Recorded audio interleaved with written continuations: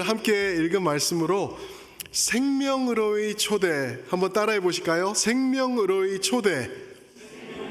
아멘. 생명으로의 초대, Invitation to Life이라는 제목으로 우리 성도님들과 말씀의 진리, 은혜 나누기 원합니다. 여러분, 고린도서를 올해 들어서 저희가 봐왔죠.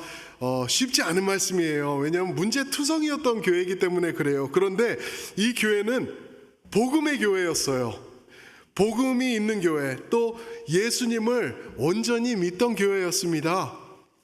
그뿐만이 아니죠. 사도 바울이 1장에서는 성도들이여 라고 말하는 교회였어요. Saint, 그죠? Saint, 당신들은 귀한 Saint, 그죠? 성인들입니다 라고 말하는 귀한 교회였어요. 뿐만 아니라 사도 바울이 직접 개척해서 복음을 인퓨즈했던 귀한 교회예요. 복음을 그렇게 날랐던, 그렇게 들여서 복음 중심으로 세워졌던 고린도 교회입니다. 그런데도 불구하고 그 교회는 문제투성이었어요. 그래서 저희가 몇 번씩 계속 얘기했지만 이제 문제의 막바지에 들었습니다. 그래서 제가 이번 주는 이 말씀 준비하면서 어떤 문제들이 있었나 좀 다시 돌아가서 좀 세봤어요. 그러니까 한 10대 개 되더라고요. 그래서 한번 말씀드려볼게요. 보세요.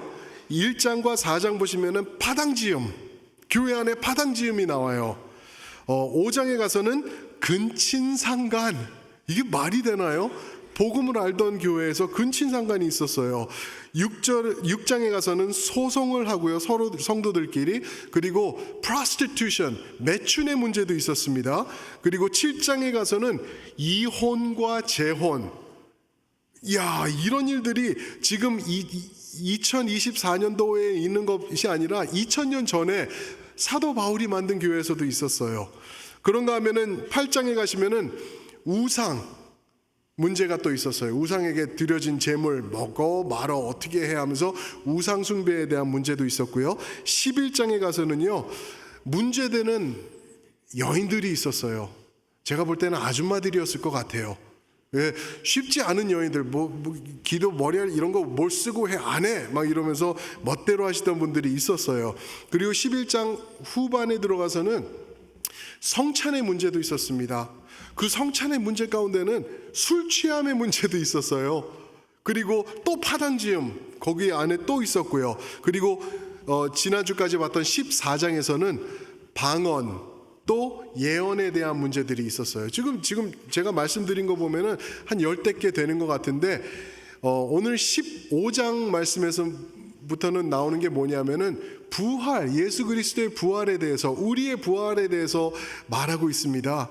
왜 그런지 아세요? 부활을 부인하던 문제가 또 거기 있었어요. 그러니까 이런 많은 문제들을 사도 바울이 하나씩 짚어 나가는 말씀이 고린도서 말씀이에요. 그러면은 이 많은 문제의 핵심은 무엇일까? 우리가 봐야 되겠죠. 이 10대 개나 되는 많은 문제의 중심에는 무엇이 문제였을까? 뭔지 아세요? 나입니다. 나. 영어로는 NA, 나. 그죠? 내가 문제였어요. 내가 중심이 되니까 예수님이 계셔야 될 그 자리에 나 먼저가 되니까 이런 문제들이 생겼던 거예요. 믿음처럼 보여요. 교회 생활 하니까. 그리고 방언도 하고 은사도 있고 그러니까 분명히 믿는 사람처럼 보이는데 그거 아니라는 거예요. 그래서 2절 말씀 보시면 사도 바울이 그것은 헛되이 믿는 것이다. 헛되이 믿는 것이다 라고 말하고 있습니다. 나 중심의 믿음은 잘못된 믿음이라는 것을 말해주고 있어요. 여러분들에게 한번 질문 드려볼게요. 그러면은 여러분들과 우리의 신앙은 어떠신가? 여러분들의 믿음은 온전하신가요? 여러분들은 나 중심은 혹시 아니신지요? 예수님 중심으로 신앙생활 하고 계시는지 우리 자신들에게 솔직하고 진솔하게 한번 우리가 물어봐야 될 것입니다. 왜 그러냐면요, 나 중심이라고 하면은 내 뜻, 내 편의, 내 욕심, 내 중심, 내 마음, 이런 게 나의 신앙의 가운데에 있다고 하면은 이거는 온전한 믿음이 아니라는 것입니다. 정확히 말씀드립니다. 그거 믿음 아니에요. 여러분들이 나 중심으로 나에게 맞추어서 나의 중심적으로 움직이는 그 신앙은 온전한 믿음 아니라고 사도 바울이 말하고 있습니다. 그럼 그게 뭐냐?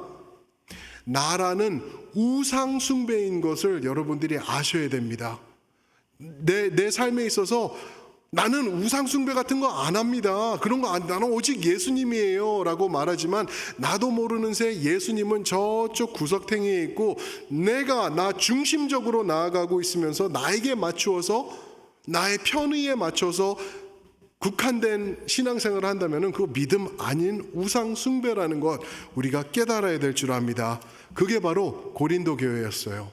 그게 바로 오늘날 있는 우리의 교회도 이런 모습이 많다라는 것 우리가 인정해야 된다는 것입니다.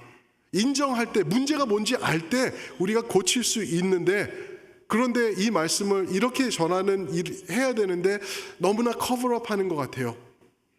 저도 여러분들에게 그렇게 커버업 하고 있어요. 여러분들 괜찮아요. 여러분들 잘하고 계시는 거예요. 예수님이 여러분 얼마나 사랑하시는데요.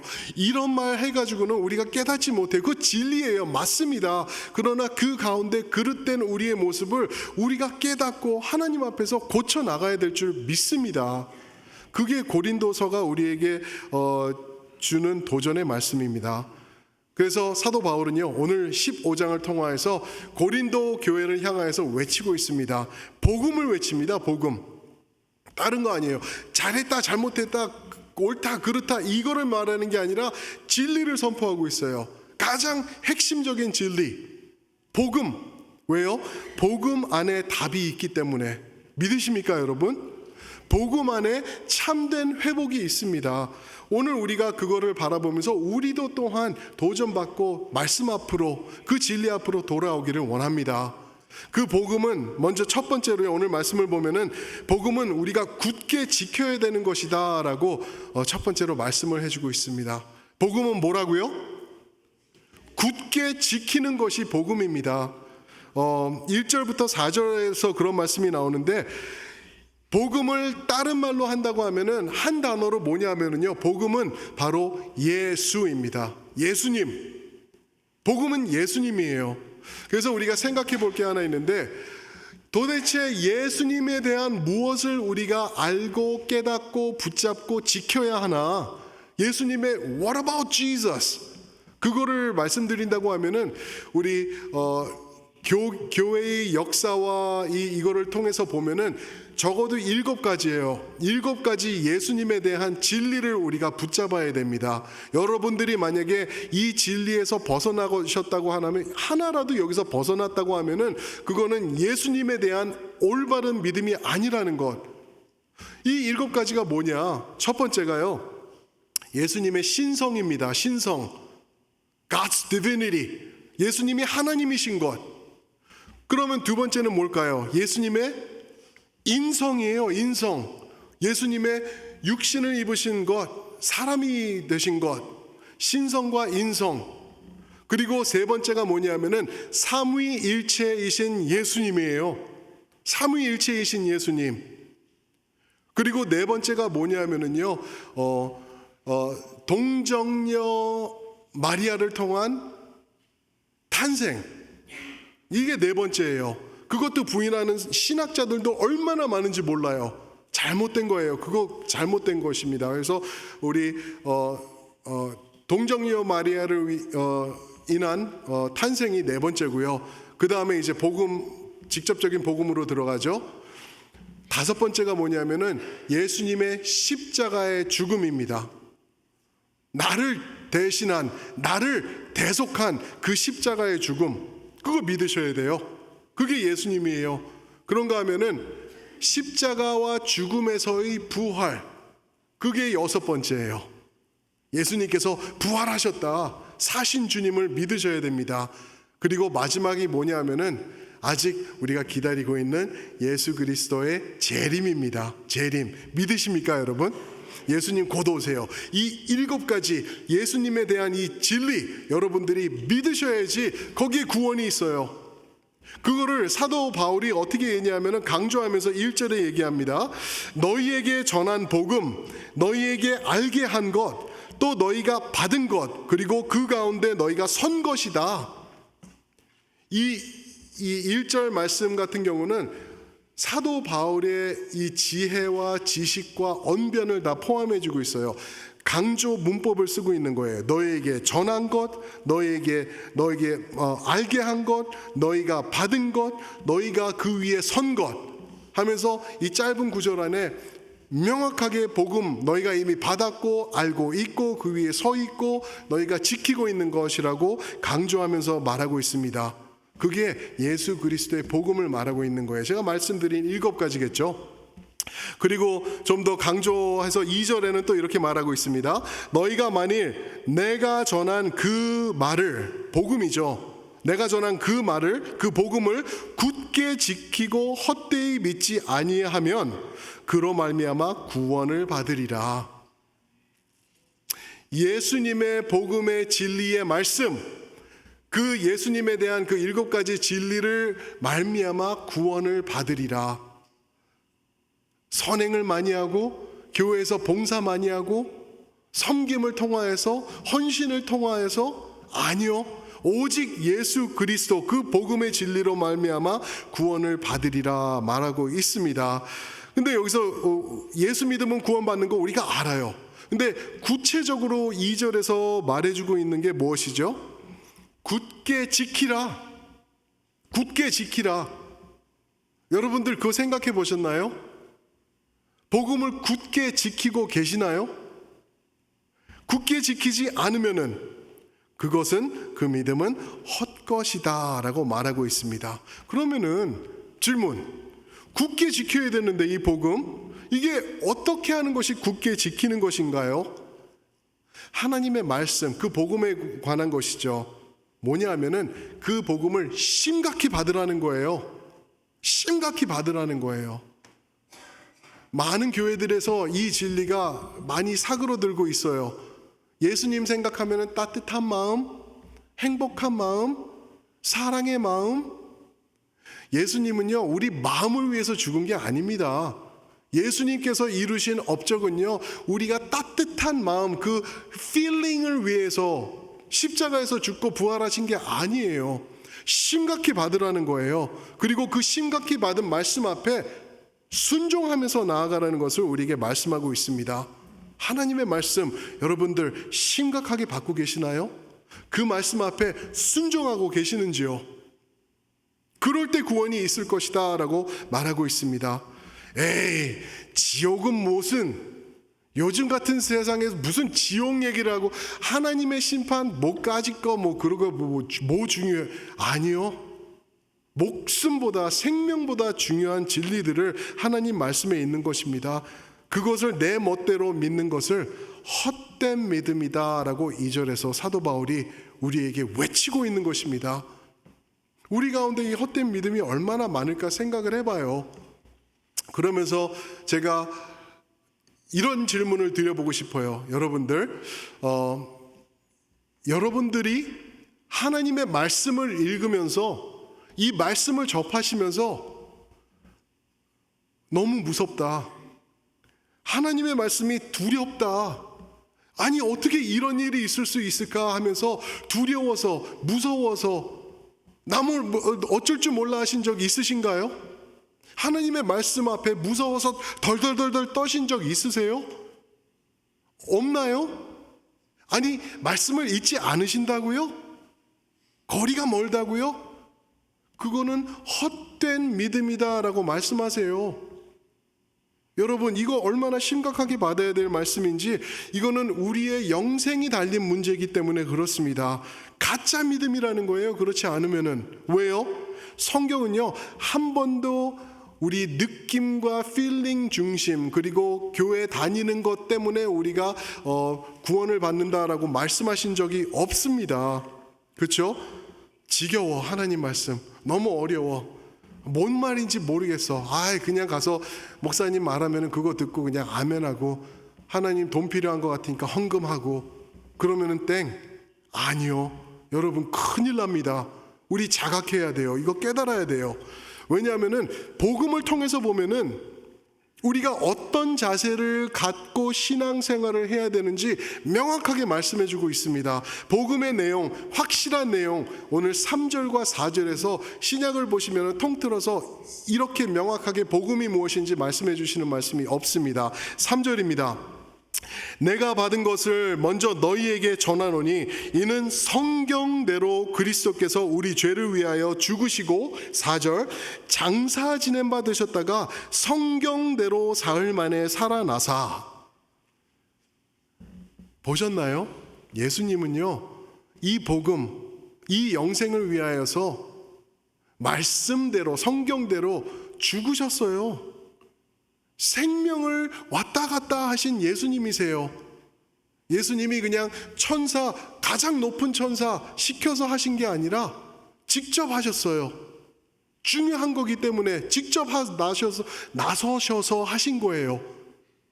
이게 복음이에요. 복음은 생과 사의 결단이 요구되는 것이 바로 복음이라는 것을 이 짧은 말씀, 이 진리를 통해서 우리가 알 수 있죠. 그래서 여러분들의 믿음을 생각해 보실 때, 우리의 신앙을 생각해 보실 때 대충이라는 단어 그리고 믿음이라는 단어, 이 두 개를 합칠 수가 없다라는 것. 대충 믿어? 대충 신앙생활에? 아니요, 거기는 구원이 없어요. 그건 헛된 믿음이다라고 우리에게 선포해주고 있는 것입니다. 사랑하는 성도 여러분, 여러분들과 저를 위해서 예수님께서 십자가를 지셨습니다. 죽으셨어요. 그리고 부활하셨습니다. 그것을 이루신 예수님, 그 진리를 어떻게 대충 믿고 대충 신앙생활 할 수 있냐라는 거죠. 그래서 여러분, 오늘 말씀을 통해서 굳게 지켜야 된다. Hold firmly. Hold firmly. 꽉 붙잡으라는 말이에요. 복음을 꼭 붙잡으셔야 될 줄 믿습니다, 여러분. 예수님 믿으셔야 돼요. 이거 놓치시면 안 돼요. 존 오웬이라는 그 신학자가 예전에 1600년대 신학자가 한 얘기가, 사탄이 성공적으로 한 것 중에 하나가 뭐냐 하면은, 성도들이 아직 시간이 많이 있어, 이렇게 좀 살다가 내가 다시 돌이키면 돼라고 우리를 그렇게 속여왔다라는 것. 여러분, 시간이 많이 없습니다. 여러분, 내가 만약에 이런 헛된 믿음을 가지고 신앙생활하고 있다면은요, 큰일 난 줄 깨달으셔야 됩니다. 이거는 아니라는 거예요. 왜 큰일 난지 아세요? 그렇게 신앙생활하다가 시간이 지나고 그냥 대충 그렇게 믿음으로 그냥 얼굴 교회에서 보이면서 이렇게 필요하면 봉사하고 이러다가 나도 모르게 무뎌져요. 그런 거짓된 믿음 가지고 있다가 예수님이 우리 앞에 서시면은 큰일 나는 거 아닙니까? 우리가 이거 깨달아야 돼요. 여러분, 이게 believe in vain, 쓸데없이 헛되이 믿는 것이다 라고 2절에서 말씀해 주고 있는 것이죠. 쓸데없다라는 것입니다. 믿음 아니라는 것. 그러면서 사도 바울은 두 번째 포인트로 오늘 말씀 5절부터 11절에 보시면은 복음은 모두를 초대한다라는 내용을 우리에게 나누고 있어요. 여러분들을 다시 한번 복음 앞으로 나오라고, 예수님 앞으로 다시 한번 나오라고, 그 꼭 붙잡으라고 우리에게 다시 한번 초대를 하고 있다라는 것을 말하고 있습니다. 생명으로 인도하는 이 예수 그리스도의 복음은요, 모두를 위한 복음인 줄 믿습니다. 모두 누구든지 복음 앞으로 나와서 생명을 누릴 수 있는 것입니다. 그런데 중요한 거 말씀드릴게요, 여러분. 중요한 거 말씀드릴게요. 잘 들으세요. 잠깐만 일어나세요. 초대받은 것과 구원받은 것과는 천지차이입니다. 들으셨나요? 초대받은 것과 구원받은 것은 하늘과 땅 차이예요. 초대받은 것을 구원받은 것이라고 착각하시면 큰일 나요. 그게 무슨 말이냐면 마태복음 22장 보시면은 14절에 청함을 받은 자는 많되 택함을 받은 자는 어떻다고요? 적대요. 많은 사람을 청하셨어요. 초대하셨다는 거예요. 청했다. 청첩장이잖아요. 그죠? 청했는데 그 청첩장 받은 다음에 아무것도 안 하고 있으면서 나 그래, 이분 알아. 이분이 나를 알아서 나한테 청첩장을 보냈어. 그래, 얼마나 귀해.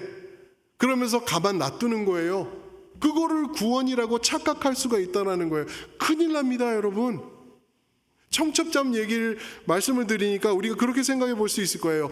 이제 10월 말 되면은, 다음 달 말 되면은 누구누구 아무개의 아들이 결혼을 해. 그래서 우리에게 청첩장을 보내왔습니다. 받았어요. 그러면은 그 청첩장 가지고 아이고, 어느새 세월이 이렇게 돼서 이 아이가 벌써 성인이 돼서 결혼을 하네. 아유, 축하할 일이네. 기분이 좋다. 좋은 사람 만났네. 그러고 끝나면은 그거는 초대에 응하지 않은 거예요. 그냥 청첩장 받고 청함을 받고 끝난 거예요. 맞나요? 청첩장을 받으면은 결단이 필요합니다. 어떻게 해야 되나요? 10월 마지막 달력을 보고 들어가가지고 이때 내가 누구랑 약속이 있었는데 어디를 가야 되는데 그게 아니야. 지금 이게 더 중요해. 이거를 여기 결혼식에 가야 돼 하면서 스케줄을 비우고 그 사람에게 연락해서 미안합니다. 나 이제 거기 못 갑니다. 결혼식이 있습니다. 그리고 준비하고 옷은 무엇을 입을지, 어떠한 모습으로 어떻게 준비해서 갈지, 그리고 거기에 필요한 것은 무엇이 되고, 그렇죠? 내가 그 결혼식에 가서 얼마 그 주례랜다. 그 봉투, 그렇죠? 그거를 할지, 그런 것도 다 생각해야 되지 않나요? 그러면서 얼마나 내가 여기에 헌신하고 그 토요일 날은 내가 아침에는 골프를 칠 수 없구나.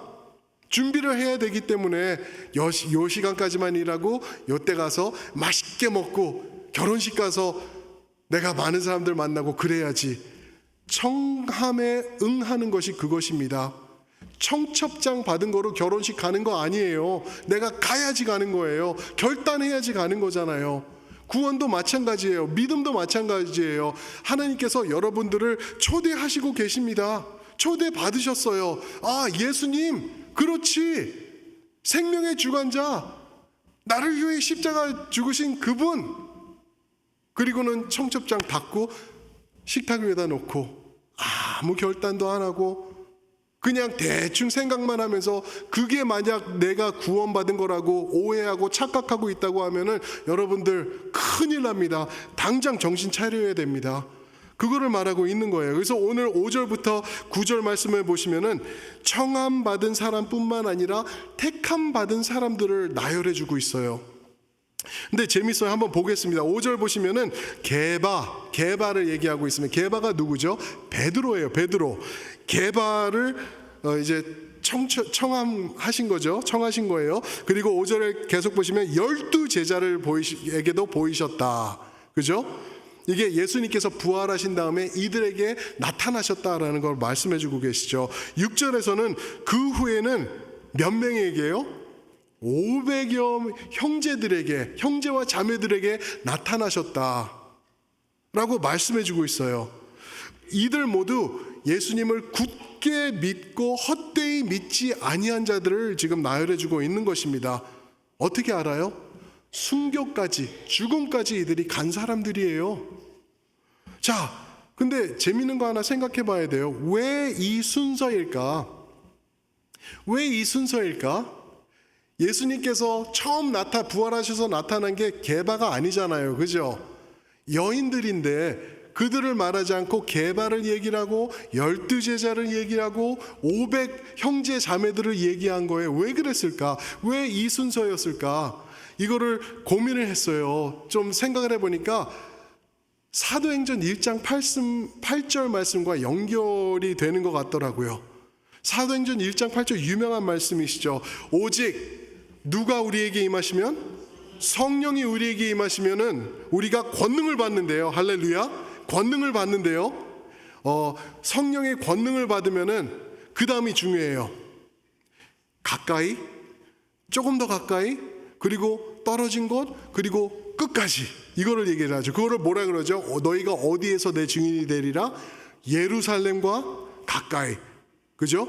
온 유대와 그 주변, 그리고 사마리아와 북쪽, 원수들, 싫어하던 그 사람들, 그리고 사마리아뿐만 아니라 어디요? 땅끝까지 가서 내 증인이 되리라 말씀하셨어요. 지금 비슷한 언법과 문법으로 사도 바울이 말하고 있는 거예요. 예수님께서 부활하셔서 누구에게 나타났는지 알아? 최측근 게바 베드로에게 나타나신 거야. 베드로뿐만 아니라 그 다음 썰걸 누구죠? 12 제자에게 나타나셨어. 근데 그뿐만이 아니야. 500명 형제 자매들에게 나타나셨어. 그러면은 질문, 마지막 땅끝은 누굴까?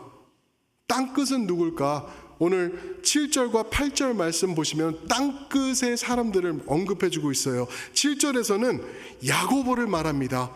8절에서는 바울 자신을 말해요. 이게 뭐냐 하면은 여기서 말하는 야고보가 누굴까요, 여러분? 예수님의 제자 요한의 형제 야고보일까요? 아니요.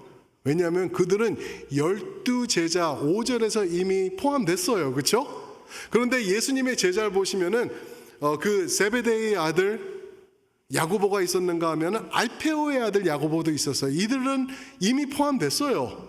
그러면 나머지 성경에 나오는 야고보는 누구죠? 예수님의 동생이에요. 예수님의 동생 야고보예요. 그 야고보를 얘기를 하는데 그가 바로 땅끝이다라고 말하고 있는 것처럼 들려지는 거예요. 왜 그런지 아세요? 아니 왜 예수님의 동생 형제 야고보가 땅끝일까? 요한복음 7장 5절을 보시면은요, 그의 형제들도 예수를 믿지 않더라라고 얘기를 합니다. 예수님의 형제들이 땅끝이었어. 예수님을 보고 느끼고 같이 크고 살았지만 예수님을 믿지 않았던 자들이 그들이 땅끝이라는 거예요. 그런가 하면은 마가복음 3장 21절에서 예수님의 가족이 예수를 미쳤다 생각했다 그래요. 식구들이요. 예수님을 보고 막 병 고치고 기적 행하는 거 보니까 out of his mind, he's crazy. 미쳤다 얘기를 하고 있어요. 그게 야고보예요. 땅끝 아닌가요? 그거를 말하고 있는 거예요. 그런가 하면은 8절에서 사도 바울을 얘기를 하죠. 근데 8절에서 어떻게 말하죠? 무엇이 안 된? 만삭되지 못하여 난 자 같은 나 바울. 부족하다는 말이에요. 나는 안 된다라는 말을 말하고 있는 거예요. 요즘은 만삭되지 못해서 나도 아무 문제 없어요. 아이들이 일찍 태어나도 병원에서 살려요. 우리 아들이 그랬거든요. 일찍 태어나가지고 2주 동안 인큐베이터에서 익히더라고요. 그리고 태어나와요. 그죠? 그런데 보세요. 이때는요, 만삭되지 않은 거 이거는 죽음이에요. 죽음. 큰일 날 수 있는 거예요. 바울이 나는 그런 사람이다 라고 말하고 있는 거예요. 왜요? 9절 보니까 왜 만삭됐는지 얘기를 하고 있어요. 자기가 하나님의 교회를 박해했다는 거예요. 성도들을 죽이고 스데반 집사를 돌로 쳐 죽이게 하는 그 장본인이 바로 자기라고 고백하고 있는 거예요. 무슨 말이죠? 사도 바울이 되기 전에 사울이었을 때는 땅끝이었다라는 것을 말하고 있는 것입니다. 사랑하는 성도 여러분, 무슨 말이죠? 복음은요, 예수 그리스도의 복음은 땅끝까지 찾아가서 죽을 수밖에 없는 죄인들을 살리는 게 복음의 능력이다라고 말하고 있는 것입니다. 우리에게 다가오신 그 복음이에요. 우리에게 초대장으로 오시면서 반응해 이거 받아 라고 말하는 게 이 복음이라는 것을 우리에게 알려주고 있는 것입니다. 사랑하는 성도 여러분, 우리 끝까지 그 믿음 지킵시다. 아멘. 여러분, 이거 정말 호소하는 말씀이에요. 왜냐하면 여러분들과 제가 믿음 지키기 하늘의 별 따기보다 힘들어진 세상을 지금 살고 있다라는 거예요. 지금 제가 이렇게 설교하고 있지만 편안해요. 불도 밝고 에어컨도 돌고 있고 느낌도 괜찮고 교회 오니까 아주 좋아요. 그거를 구원으로 오해하고 착각하지 말라는 거예요. 우리 가운데 우리 찬양대도 있을 수 있어요. 우리 가운데 직분 받고 목사 되고 그런 사람들도 얼마나 많아요. 그런데 이 가운데서 아직 예수님의 청첩장만 받았지 구원까지 연결시키지 못한 사람들이 얼마나 많겠냐는 거죠. 여러분, 착각하지 마시기 바래요. 이거 생명과 직결되는 이야기 때문에 제가 호소하고 있는 것입니다. 여러분, 온전히 믿으셔야 돼요. 그런가 하면은 우리 가운데 청첩장 받은 것뿐만 아니라 예수님을 믿기로 결단도 하신 분도 계세요. 분명히 계세요. 그런데 시간이 지나면서 삶의 어둠과 요구와 이 모든 거에 치이면서 나도 모르게 예수님을 놓쳐버린 분들도 이 자리에 분명히 계시다는 거예요. 만약에 여러분들이 그분이라면은 정신 차리셔야 돼요. 다시 돌아오셔야 돼요. 그때 이 구원은 예수님이 이루시는 거니까 나는 이대로 돼? 아니요. 분명히 그거 맞아요. 예수님께서 끝까지 다 이루실 거지만 나의 역할도 분명히 그 안에는 들어있다라는 것 깨달으셔야 될 줄 믿습니다. 그런가 하면은 우리 가운데 피투성이가 되도록 믿음 지키시면서 예수님 붙잡고 나 혼자 눈물 흘리면서 믿음 지켜나가시는 분들도 분명히 계실 거예요. 여러분 잘하고 계십니다. 그거예요. 그렇게 믿음 지키는 거예요. 누가 뭐래도 세상에 어떤 어려움이 오더라도 예수님 붙잡고 끝까지 살아나가는 것, 그거 주님께서 요구하신 거예요. 우리 그런 믿음 가지고 주님 앞으로 살아가야 될 줄 믿습니다. 그래서 바울이 고백합니다. 10절 말씀 한번 보실까요? 10절 말씀 보시면은 그러나 내가 나 된 것은 하나님의 은혜로 된 것이다 라고 말하고 있습니다. 그 은혜 헛되이 받지 마라 라고 다시 한번 끝맺음으로 우리에게 말해주고 있습니다. 여러분, 은혜 헛되이 받지 마시기 바랍니다. 그 구원 헛되이 받지 마세요. 이제 우리 예수님의 청함을 받았습니다. 우리 택함 받는 자리로 다시 한번 달려나가는 여러분들과 저가 되길 살아계신 예수님의 이름으로 축복합니다. 아멘. 우리 한번 그 자리에서 다 일어나셔서 옆에 분들하고 한번 인사 나눠주세요. 우리 은혜를 헛되이 받지 맙시다 라고 한번 말씀해 주세요. 아멘. 그 찬양 부르면 좋겠죠. 그렇죠? 나의 지으신 이가 하나님, 나를 부르신 이가 하나님, 우리 하나님의 은혜를 되새기면서 이 찬양 함께 부르